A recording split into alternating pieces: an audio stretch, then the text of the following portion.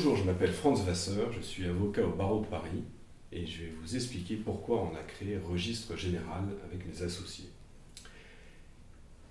Il faut comprendre qu'une société, c'est un être juridique incorporel qui n'existe que par convention. On ne peut pas le toucher comme vous et moi.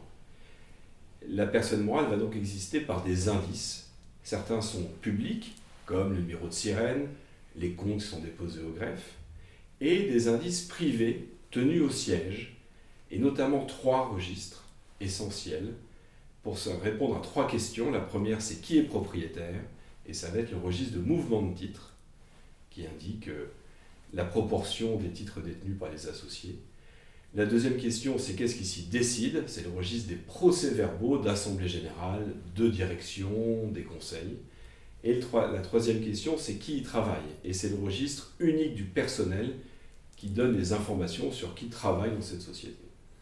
Ces 3 registres, ils étaient, jusqu'en 2018, uniquement en papier. Du vrai papier, souvent paraphé coté par le greffe ou par la mairie du siège.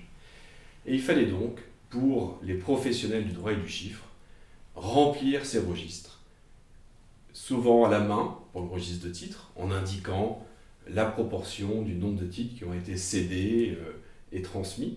D'abord en crayon de papier, parce qu'on avait peur de se tromper, puis on repassait à l'encre après. Ça prenait beaucoup de temps, il fallait créer des comptes d'actionnaires à chaque fois. Le registre des procès-verbaux, c'est des opérations encore plus intéressantes. Il fallait aller devant un photocopieur, enlever les feuilles blanches qui étaient en bas, mettre les feuilles à trous paraphées du greffe. En haut, il fallait mettre les procès-verbaux. Et à ce moment-là, on se disait « Ah, mais ça va sortir dans quel sens ?» Donc on remettait une feuille normale, on mettait A et B, on faisait un essai, on remettait, là on voyait que c'était en recto-verso, donc il fallait repenser l'opération.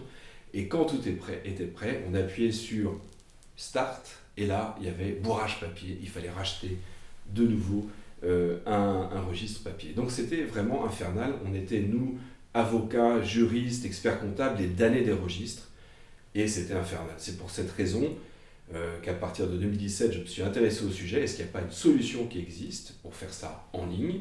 Et c'était interdit. On n'a pu le faire qu'à partir d'un décret du 24 décembre 2018 qui a autorisé à tenir le registre de titres en ligne en utilisant une blockchain privée d'ailleurs. Puis le décret du 31 octobre 2019 qui a autorisé à tenir le registre des procès-verbaux de décision pour toutes les sociétés en ligne avec cette fois-ci un eurodatage et une signature électronique avancée.